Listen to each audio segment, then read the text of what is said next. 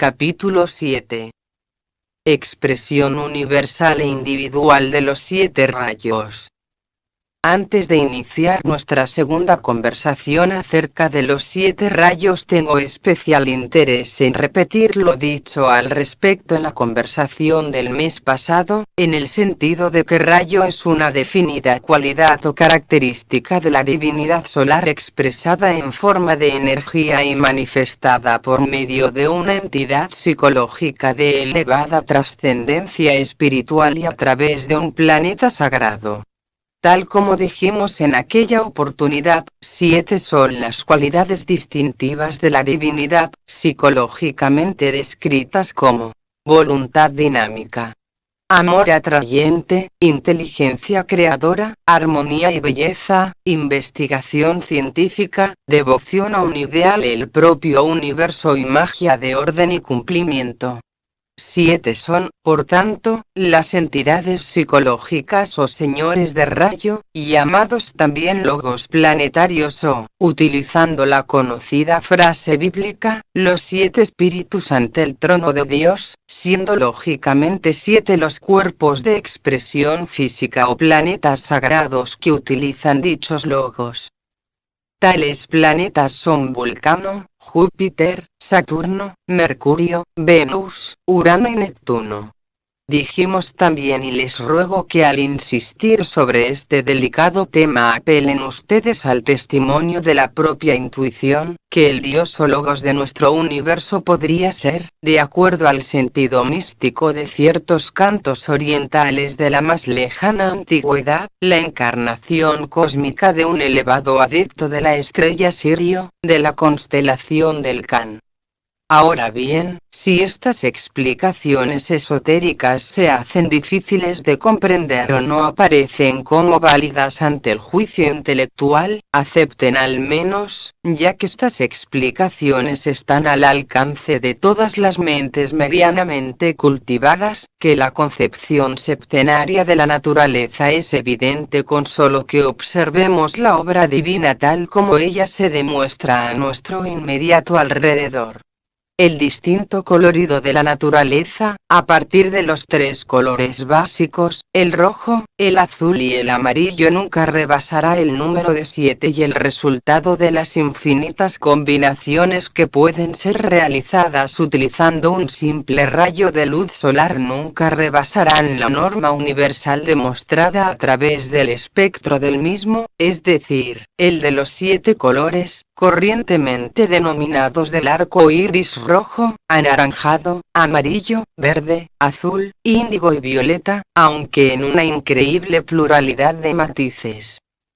Lo mismo podemos decir con respecto a la escala de sonidos de la naturaleza, que solo puede reproducir 7 notas fundamentales, las que constituyen la ciencia esotérica de la música: do, re, mi, fa, sol, la, si, pudiendo ser extendidas estas notas en una prodigiosa riqueza de tonos y subtonos que abarcan el conjunto de la naturaleza, desde el humilde canto del más pequeño insecto hasta el aún solar que emite la propia divinidad. Los rayos y la voz humana. En este orden de ideas, ¿nos hemos detenido a pensar alguna vez en el misterio que subyace en el ejercicio de la voz humana? Se trata de un misterio realmente iniciático que no ha sido reconocido ni comprobado todavía en forma científica. De poder serlo, se entraría en el dominio de la verdadera magia creadora, la que produjo un día el universo manifestado. La voz humana tiene 7 particulares sonidos, 3 de ellos pertenecen al aspecto positivo o creador.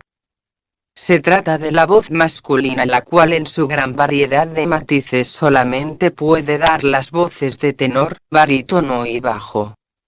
Se nos dice ocultamente que la expresividad de tales voces o sonidos y el aspecto dinámico de su naturaleza provienen de la constelación de la Osa Mayor. La voz femenina, como ustedes saben, se manifiesta en las características de soprano, mezzosoprano y contralto, las cuales, utilizando la analogía, podríamos decir que se hallan íntimamente vinculadas con la constelación de las Pléyades. Existe otro tipo de voz humana que al parecer sirve de nexo de unión entre ambos tipos genéricos de voz. Podríamos definirla la voz neutra que unifica y coordina ocultamente la infinita profusión de voces masculinas y femeninas. Ustedes habrán oído voces de hombre con inflexiones femeninas y también voces de mujer con inflexiones masculinas. En tal estado neutro de la voz, si es que podemos expresarlo así, se halla contenido el secreto del ser andrógino que aparecerá en nuestro planeta en estados cumbres de la evolución de la humanidad, aunque con un tono y musicalidad que están más allá de nuestro concepto de la voz humana. No nos extenderemos en comentarios acerca de esta idea que acabo de emitir, ya que no puede entrar todavía en el campo de la investigación científica, pero acepten al menos, dentro de un plan de perfectas evidencias, que existen 7 tipos de voz perfectamente delimitados en lo que al ser humano se refiere. Cada tipo de voz expresa alguna definida particularidad de rayo y el estudio de su analogía nos llevaría a conclusiones cósmicas, por ejemplo, su relación con la voz que emite cada uno de los 7 logos planetarios, señores de un planeta sagrado, en relación con algún plano o dimensionalidad de la vida universal. Esta relación se extiende, siempre por analogía, a la actividad de determinado reino, de alguna cualificada jerarquía creadora o de alguna definida raza humana. En estas elevadas analogías que abarcan funciones cósmicas tenemos de nuevo ante nuestra atenta consideración cuanto dijimos en anteriores conversaciones acerca de la magia universal, cuyo resultado era la creación motivada por la pronunciación de una voz, un mantra o un sonido que rasgando los éteres del espacio los ponía en incandescencia produciendo una luz o un color específico que al substanciarse se convertía en una definida forma geométrica, la forma geométrica de cada plano que en su séptuple conjunto constituiría la base geométrica del universo. Sonido, color y forma geométrica de los planos del universo. El logos de cada planeta sagrado o cada señor de rayo emite un sonido, produce un color y determina las formas geométricas que caracterizan la red etérica que circunda, vivifica y define cada uno de los planos de la naturaleza.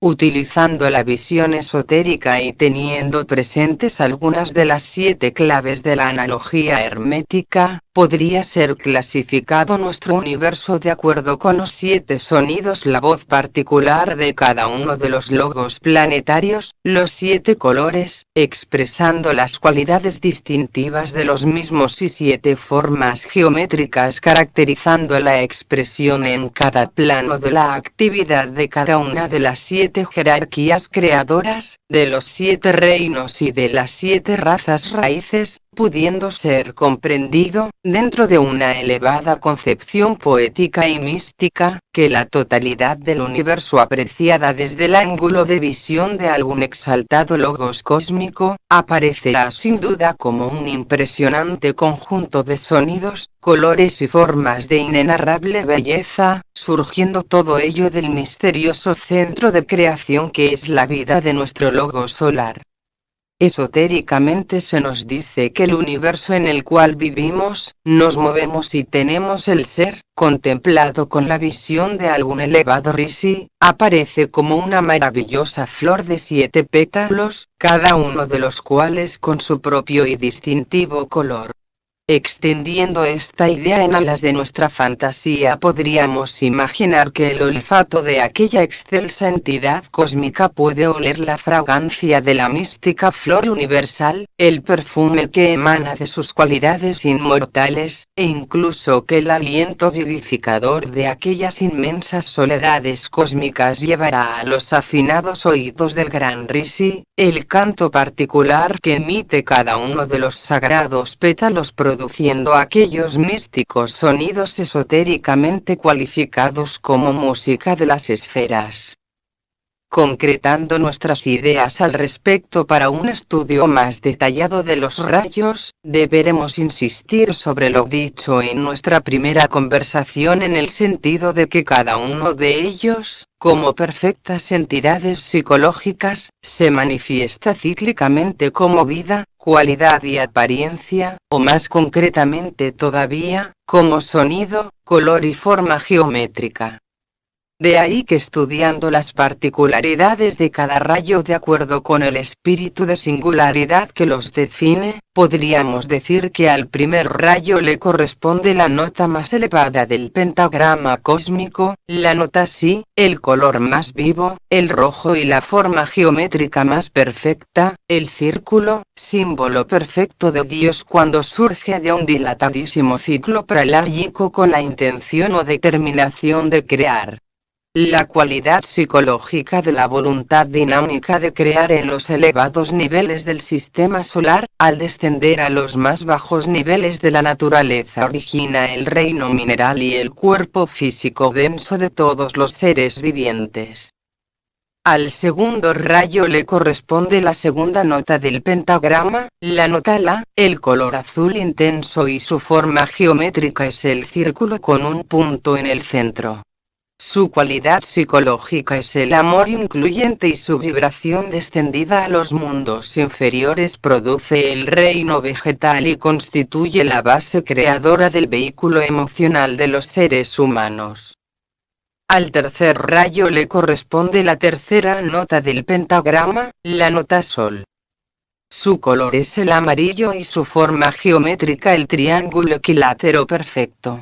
Su cualidad psicológica es la inteligencia creadora, y su vibración descendida al mundo de las formas origina la vida del reino animal, así como el principio de manas en el ser humano.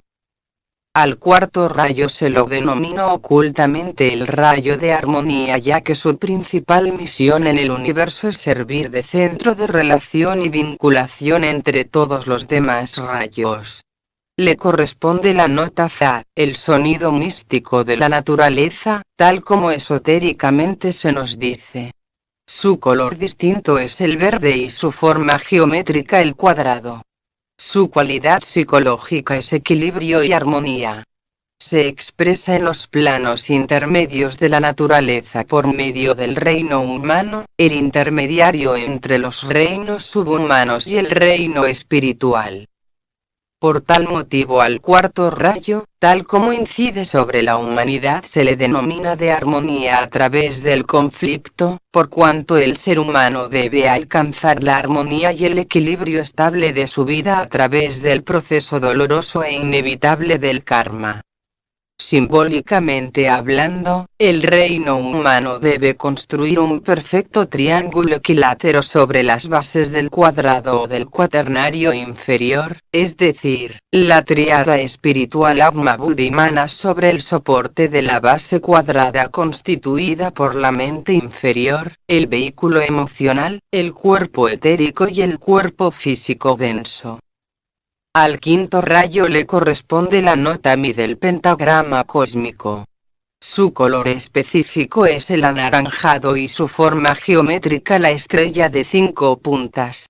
Su cualidad característica es la investigación concreta de los hechos divinos que constantemente están produciéndose en la naturaleza. Se expresa por medio del quinto reino de la naturaleza, definido también como de las almas liberadas, y su misión es llevar a nuestro universo para ser debidamente explayadas las energías provenientes del quinto plano cósmico, donde se origina el principio de manas, tal como lo conocemos a través de la literatura teosófica y sobre el cual se basa la entera estructura física de nuestro universo y la conciencia del ser humano. El sexto rayo, cuya característica psicológica es la devoción a un ideal, tiene como sonido distintivo a la nota re y su color distintivo es el índigo, viniendo determinado este color por su directa relación con el segundo rayo, del cual es una proyección especial. Se expresa por medio del sexto reino de la naturaleza. Su forma geométrica será por analogía a la estrella de 6 puntas que surge del hexágono perfecto. El séptimo rayo, el rayo de la magia, del orden y del ceremonial, tiene como sonido específico la nota do del pentagrama. Su color distintivo es el violeta, producido por una mezcla, si podemos expresarlo así, del rojo del primer rayo y del azul del segundo, expresando esta analogía a la cualidad de síntesis asignada a este rayo, el cual debe reflejar en su acabada perfección la voluntad del Creador con respecto a su obra universal, el séptimo reino de la naturaleza. La cualidad psicológica del séptimo rayo es, por tanto, de orden, organización y cumplimiento. Comprendida esotéricamente la idea, podríamos considerar que este rayo expresa la perfección del universo, tanto en el aspecto de vida como en el de forma, pues es un reflejo en el mundo físico de la mónada espiritual.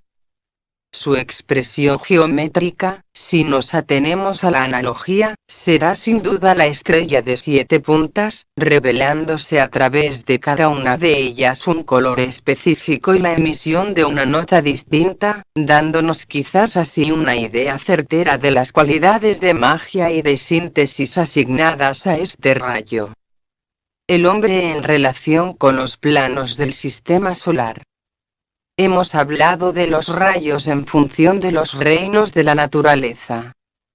Sin embargo, su expresión psicológica en relación con el ser humano se halla curiosamente invertida debido al hecho de que la mónada espiritual del hombre se halla en proceso de incorporación de substancia material, habiéndose iniciado ya en muchos seres humanos el proceso espiritual de liberación o de redención de la misma.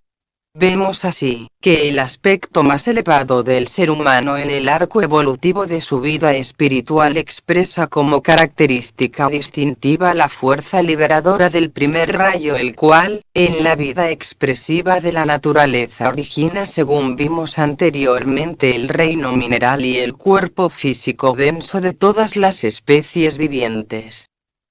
En nuestro estudio de los rayos analizaremos al ser humano desde el ángulo de vista de los 7 planos de la naturaleza o, si ustedes lo prefieren, de acuerdo con las dimensiones del espacio y siguiendo el estudio de su composición física, emocional, mental y espiritual, entrando así en la comprensión de su apariencia más densa y objetiva, de sus cualidades psicológicas y de su maravillosa vida interior. Teniendo en cuenta que la energía que cualifica al primer rayo no ha sido revelada todavía debido a su tremendo poder destructivo y que solo se conocen algunos de sus aspectos o subrayos, nuestro estudio del ser humano solo tendrá en cuenta 6 planos o 6 expresiones de la vida evolutiva del universo, habida cuenta de que el primer plano de la naturaleza, en donde se expresa la indescriptible potencia del primer rayo, corresponde única y exclusivamente a la vida íntima de la propia divinidad. Tal como dijimos el mes anterior, este es el plano divino y en nuestros estudios esotéricos se le asigna el nombre de plano ádico. Hay no obstante una misteriosa relación entre el primer plano y el séptimo reino, habida cuenta de que el primer rayo está potentemente vinculado con el séptimo por leyes de afinidad cósmica nacidas del poder del sonido creador de la intención de Dios con el del cumplimiento universal. El séptimo rayo de la magia creativa ha de convertir en visibles y objetivas todas las ideas que surgen de la mente divina inspiradas por su tremendo poder de síntesis y de indomable resolución. En realidad, todos los rayos y todos los reinos son solidarios, consubstanciales e interdependientes. En el segundo plano de la naturaleza, el plano monádico, actúan las energías del segundo rayo, el rayo del amor unificante y atrayente de todo el contenido universal. Se le denomina también el plano espiritual y es precisamente en dicho plano donde tienen su vida, su mónada o su espíritu todos los seres vivientes, sea cual sea el reino que los cualifica y su grado de evolución. El reino humano, el cuarto reino de la naturaleza, ocupa el cuarto subplano del plano monádico y al grupo específico de mónadas humanas en dicho subplano se lo conoce esotéricamente bajo el nombre de cuarta jerarquía. Las demás jerarquías creadoras dentro de nuestro sistema solar ocupan cada cual su correspondiente subplano dentro del plano monádico. Su situación en el mismo viene determinada lógicamente por la evolución espiritual de las mónadas que en su totalidad constituyen el plano monádico, llamado también Anupadaka. La quinta jerarquía creadora del plano monádico está constituida por todos los grupos de mónadas provenientes de todos los lugares del sistema solar conectadas con esta quinta jerarquía creadora de nuestro sistema solar. Al tercer plano se le denomina plano átmico. Es el plano de la inteligencia creadora de la divinidad y a través del mismo el tercer rayo infunde actividad inteligente a todas las mónadas en encarnación como almas individualizadas. Desde el ángulo de nuestro estudio Atma es el aspecto voluntad de la mónada humana. Inducidas por tal aspecto, las almas individuales deciden reencarnar cíclicamente y es también por medio del tremendo poder de resolución del Atma que las almas alcanzan finalmente la liberación y redimen totalmente la substancia material de sus cuerpos expresivos. Al cuarto plano se le llama plano búdico. Es el plano de la unidad ya que es a través del mismo que se expresan las cualidades o las energías del cuarto rayo, el de la armonía y belleza de la divinidad creadora. La misión del cuarto rayo y del cuarto plano búdico en la vida de la naturaleza es unificar todo cuanto existe en el universo. Es el lazo permanente de unión entre Dios, el Creador, y su obra, el sistema solar. El cuarto rayo unifica todos los rayos y el cuarto plano todos los demás planos. En una escala menor, aunque asimismo trascendente, el cuarto reino o reino humano sirve de vínculo permanente de unión de los reinos inferiores con los superiores. A escala individual y utilizando como siempre la analogía, podríamos decir que el cuarto centro etérico, el chakra cardíaco, ocupa una posición similar y sirve de enlace magnético entre todos los demás centros etéricos, siendo por ello un centro distribuidor de la energía universal. Como ustedes irán apreciando, todo en nuestro universo está absolutamente relacionado y a medida que continuemos aplicando el principio hermético de la analogía, todo el conjunto universal aparecerá indisolublemente unido dentro de un infinito plan de entrañables vinculaciones. El quinto plano del sistema solar, o plano mental, vivificado por las energías del quinto rayo es, en realidad, el quinto subplano del plano mental cósmico y a través del mismo y por medio de aquellos excelsos Agnishvatas que llamamos los ángeles solares o misteriosos hijos de la mente, los seres humanos adquirieron un día conciencia individualizada. Las energías del quinto rayo determinan el espíritu de investigación y dirigen las tendencias creativas del ser humano hacia el reconocimiento de la verdad divina en sus vidas, así como el proceso de ideación mediante el cual le es posible al hombre conocer a su creador a través de toda posible forma objetiva de la naturaleza. El quinto rayo actúa muy poderosamente por medio de la quinta raza aria, y aplicando la analogía podríamos aceptar como muy lógica la idea de que nuestra actual quinta subraza dentro de la raza aria está predestinada a recibir un tremendo impulso evolutivo del quinto rayo, ya que se manifiesta ostensiblemente por medio de los tremendos avances técnicos y formidables descubrimientos científicos de nuestros días. Al sexto plano, o plano emocional, se le denomina también plano de los idealismos creadores. El rayo que lo vivifica, el sexto, encarna las altas cualidades de devoción de la divinidad con respecto a su obra de creación universal. En este plano pueden ser observadas las aspiraciones del logo solar y el infinito amor que siente por todo lo creado. En el segundo plano, el monádico, el amor se expresa en su pura esencia productora de las cualidades magnéticas y atractivas que permiten la estabilidad y coherencia vital del universo. En el sexto plano se observa esta misma coherencia, pero dentro de un plano organizado de separación de formas y de conciencias que invita constantemente a la reunión de cada uno de los fragmentos de vida, aparentemente dispersos y sin cohesión, pero dotados de un anhelo infinito de reconstruirse dentro de la unidad indestructible de que forman parte. Las conocidas frases místicas del adorador y del amado, del matrimonio sagrado del alma con el Cristo interno y la ardiente lucha del hombre en pos del ideal soñado o presentido en el corazón, son aspectos característicos del sexto rayo, lo mismo que la extrema devoción hacia la conquista de alguna meta religiosa, científica, social o humana, expresando amor hacia aquello que se quiere alcanzar. Hay una serie de razones, principalmente la del tiempo de que disponemos en cada una de nuestras conversaciones, que nos impiden extendernos en más detalles sobre cada una de las actividades universales que se realizan en cada plano.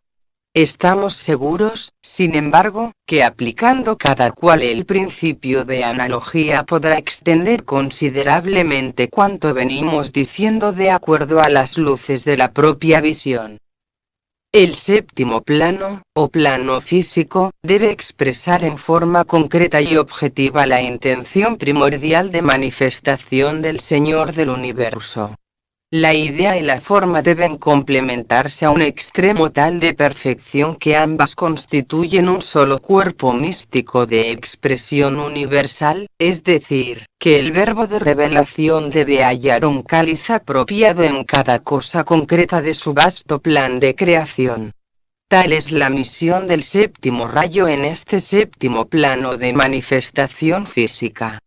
Tal como anteriormente dijimos, el séptimo rayo se expresa en forma de magia organizada, siendo magia, tal como vimos en nuestras primeras conversaciones, un término que trata de describir la actividad natural de la divinidad que consiste en apropiarse de substancia de distintos grados de densidad para hacer objetivas a través de la misma sus universales concepciones.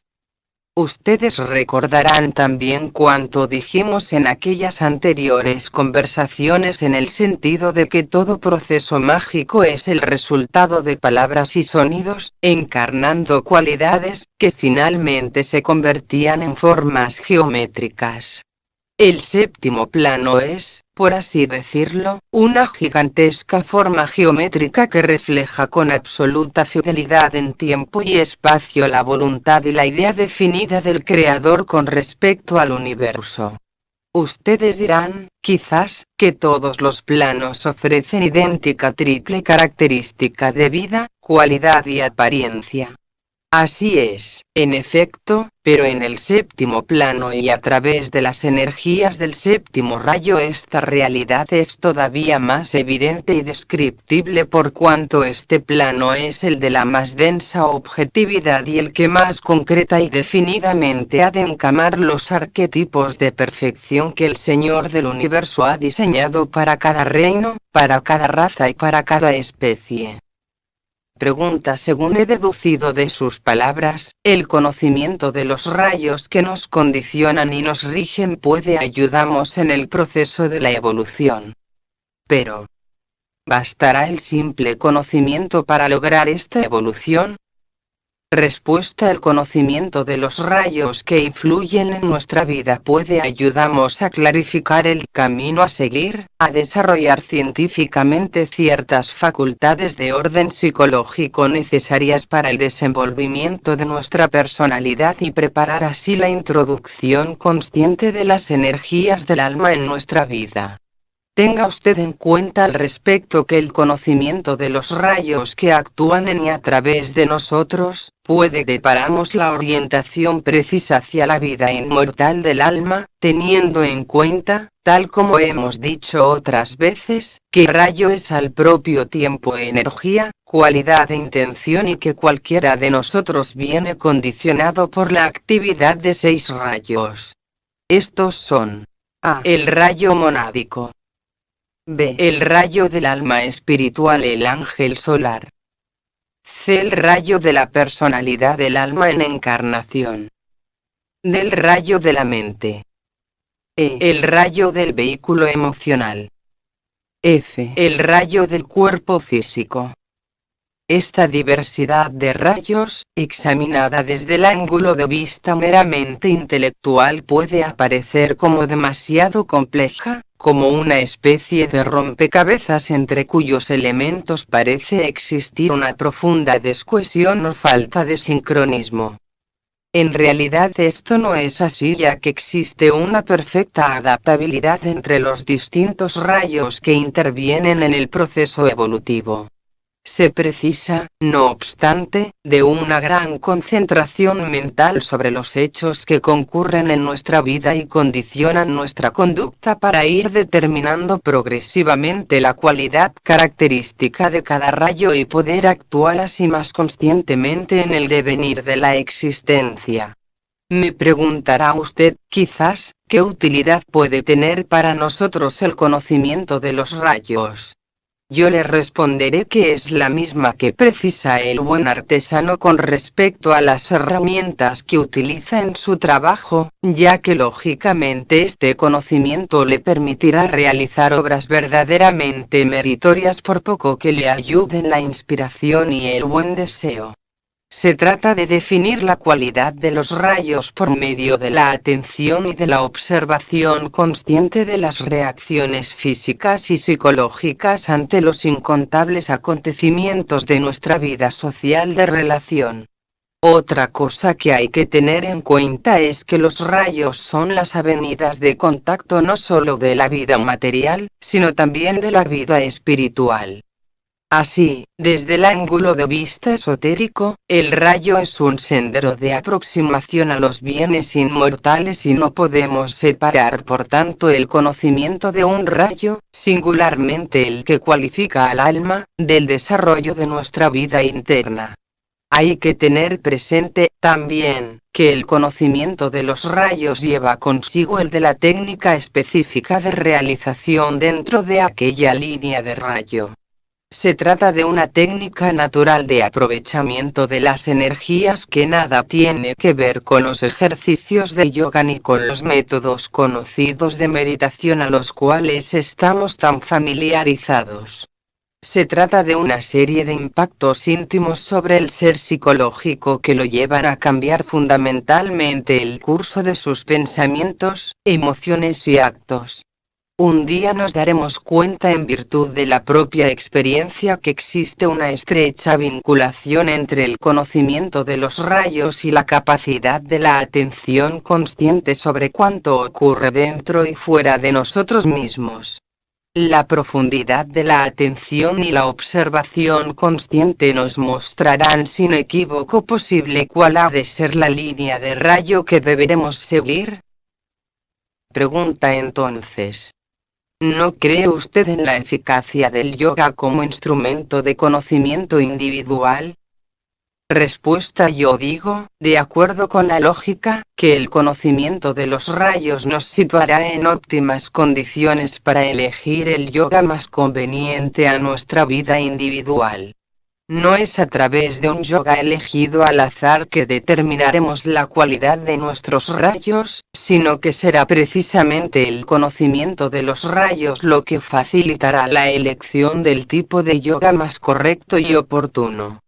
Hay que entender por yoga, tal como esotéricamente se nos ha enseñado desde los tiempos del gran Patanjali, la ciencia de unión, pero siempre que el camino, el método de entrenamiento y la calidad de las energías estén de acuerdo con los rayos que deben conectamos con aquella realidad más alta que todos queremos alcanzar. No basta seguir un sistema de yoga general, tal como se hace frecuentemente, sino que hay que observar mucho nuestras reacciones más profundas para determinar con justicia el grado positivo de identidad entre el sistema de entrenamiento y la calidad de los rayos. De no ser así, el yoga puede ser una dificultad más que una ayuda en el camino espiritual. Pregunta: ¿usted ha hablado de los 7 chakras y de sus correspondientes glándulas endocrinas al hablar del ser humano? Pero no ha hecho referencia alguna sobre aquel gran centro llamado Alta Mayor en los estudios esotéricos. ¿Es que, de acuerdo con el estudio de los rayos, carece de importancia? Respuesta: muy al contrario. El centro Alta Mayor tiene para el esoterista una tremenda importancia por cuanto constituye la llave de paso o de comunicación entre los centros etéricos enlazados a la columna vertebral con los dos que están alojados en el interior de la cabeza, el del entrecejo y el de la cúspide de la cabeza. Si bien el centro Alta Mayor no es un chakra, tal como entendemos corrientemente la expresión de este término, sí constituye un vínculo de unión entre los chakras de la cabeza y los que están debajo de ella. Su importancia depende mayormente de la evolución individual, cuando el aspirante o el discípulo han proyectado las energías en la dirección correcta y deben llevar el fuego, esotéricamente hablando, desde los centros situados debajo del diafragma hacia los centros superiores de la cabeza. En etapas superiores de evolución espiritual se establece un triángulo de energías que enlaza a los centros de la cabeza y al centro Alta Mayor. El fuego de Kundalini ha rebasado entonces los centros que se hallan enlazados con la columna vertebral y busca, como tal esotéricamente se dice, el fuego de Thoth que desciende de la mónada espiritual. Pregunta: usted nos ha hablado en las 2 últimas conversaciones acerca de planetas sagrados y de planetas no sagrados al referirse a los rayos. ¿Quisiera aclararnos esta idea? Respuesta: sí, con mucho gusto, y con esta respuesta daremos término a nuestra conversación de hoy. Al referirme a planetas sagrados y no sagrados no hice sino establecer una distinción entre los logos planetarios que habían alcanzado la 5ª iniciación solar que los convierte en adeptos cósmicos y los que todavía no habían alcanzado esta evolución superior. Los primeros poseen un cuerpo, o planeta, radiante y puro por cuanto han extinguido el karma psicológico de sus vidas y han redimido cada una de las parcelas de substancia que compone aquel rutilante vehículo. Los logos planetarios que no llegaron a esta exaltada evolución están sufriendo de una u otra manera, aunque totalmente más allá y por encima del más elevado entendimiento humano, los efectos de su propio y particular karma individual. Algunos poseen la 3ª o 4ª iniciación cósmica y están sufriendo las crisis que el proceso redentor de la substancia de sus respectivos planetas exige. De ahí que sus cuerpos planetarios no poseen todavía la suficiente cantidad, si podemos decirlo así, de substancia luminosa o redimida para poder ser conceptuados como de planetas sagrados. Pero, todos sin distinción, están avanzando hacia aquel exaltado estado de evolución que tiene como meta la liberación, o redención total de sus indescriptibles vidas. Como recordaremos, tales son los planetas sagrados o redimidos: Vulcano, Venus, Saturno, Júpiter, Mercurio, Neptuno y Urano. Los no sagrados son nuestro planeta Tierra, Marte y Plutón.